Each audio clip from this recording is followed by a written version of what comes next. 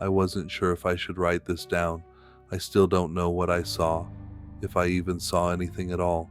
But 3 years later, I still wake up in the middle of the night hearing them. The whispers. It happened in the summer of 2021. My friends, Alex, Jordan, Matt, and I, decided to go on a weekend camping trip. We wanted somewhere remote, somewhere untouched, so we picked a spot way off the usual trails. Jordan had found an old hiking map online that showed an unmarked patch of forest about 30 miles outside town. No official trails, no campsites, just pure wilderness. Locals called it the Forest of Whispers. We laughed it off when we heard the name. Some old legend about people going in and never coming out. It sounded like classic campfire story nonsense. Even when an old man at the last gas station we stopped at warned us, we didn't take it seriously. "You boys don't want to go out there," he had said, his voice rough like he'd spent a lifetime smoking. "That place, don't let folks leave."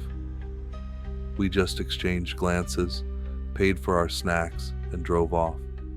It took hours of hiking through thick woods to reach the clearing we'd picked for our campsite. The deeper we went, the stranger the forest felt. I can't explain it, just a feeling. The air was heavy, thick like a storm was coming, but the sky was completely clear. No birds, no wind, just silence. We joked about it at first.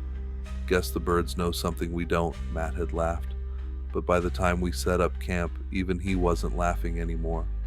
That night, as we sat around the fire, the usual sounds of the forest never returned. No crickets, no rustling leaves. It was like the world outside our small circle of light didn't exist. Then we heard it, a whisper.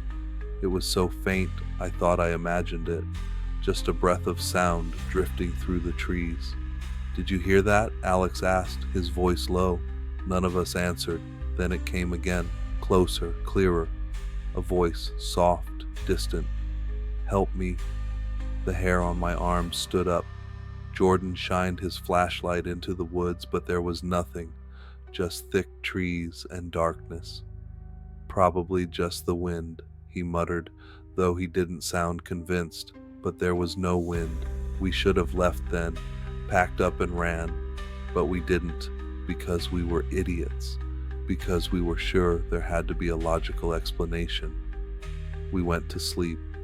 I don't know what time it was when I woke up, but the fire had burned low. I lay there, staring at the glow of the embers when I heard it again, a whisper, right next to my tent. "Come closer." I stopped breathing. My entire body locked up. I wanted to scream, to wake the others, but I couldn't move. The whisper slid through the fabric of my tent, like breath against my ear. "You shouldn't be here." And then, a scream, Matt's scream. I shot up, fumbling with the zipper, and stumbled out of my tent. Jordan and Alex did the same. Matt was gone. His tent was open, sleeping bag thrown aside. His flashlight lay a few feet away, its beam cutting into the trees. But he wasn't there.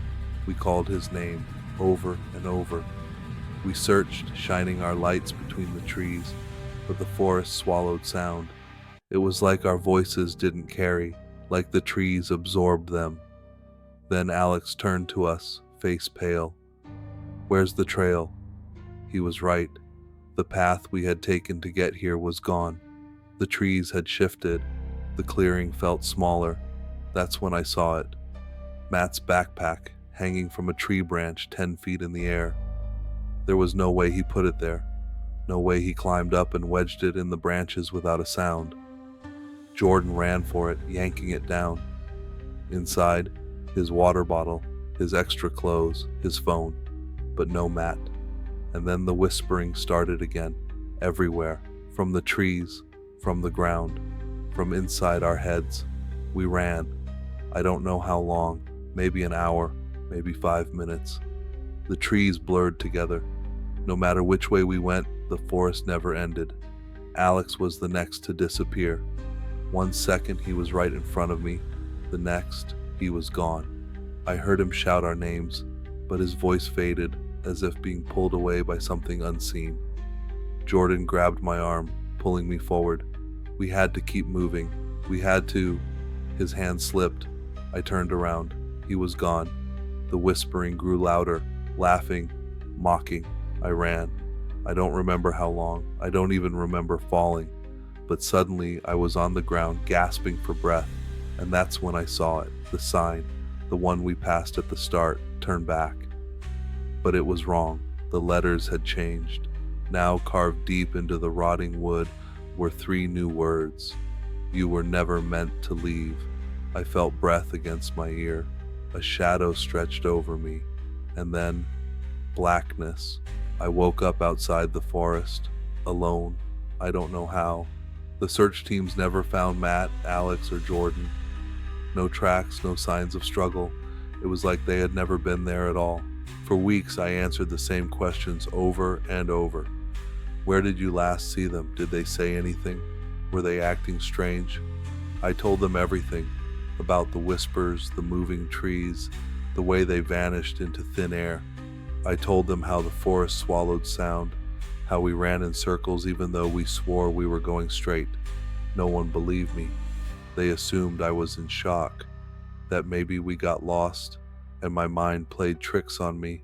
Some even hinted at something darker, that maybe I did something to them.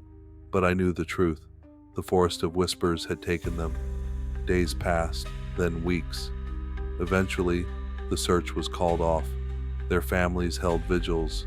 Their photos were posted everywhere. Missing, last seen near location. Please call with any information. No calls ever came. I tried to move on, but the silence followed me. It wasn't just guilt. It wasn't just trauma. It was something else. Something I couldn't escape. The weight of the forest never left me. I'd see their faces in my dreams, hear their voices in the wind.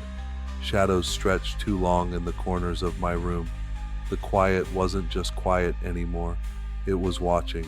Then, one night, as I lay in bed, trying to convince myself it was over, I heard it, a whisper, so close, so familiar. You were never meant to leave. And for the first time since I escaped, I knew the truth. I never really did.